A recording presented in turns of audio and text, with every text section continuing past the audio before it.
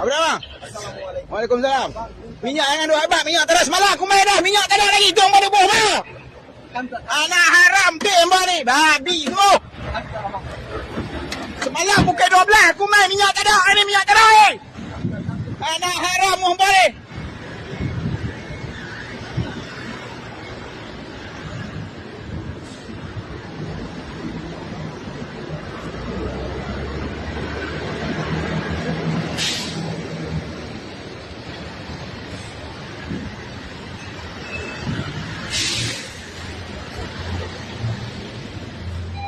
Assalamualaikum kak, saya nak bawa minyak boleh tak? Saya nak bawa minyak boleh tak? Minyak tu. Minyak diesel. Diesel tak boleh. Pasal apa tak boleh? Kat sat lori merah ni isi boleh? Kami last ni.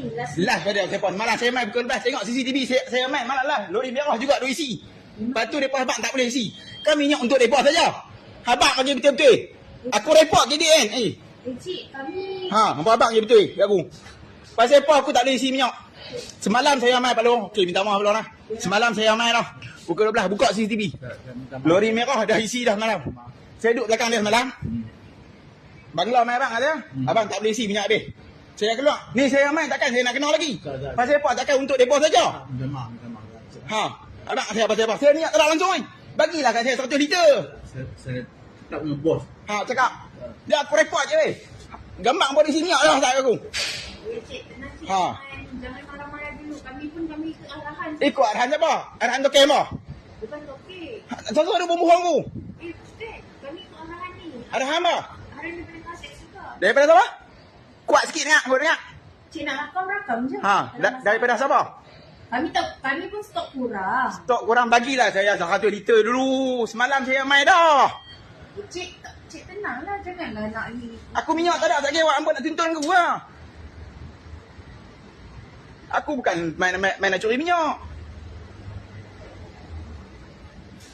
Agak bagi minyak tu. Jatuh minyak kepala bapak apa. Bukan aku nak main curi. Bagilah kat aku 1 liter bila aku jalan pergi cari minyak lain ni. Habis teh. Yo.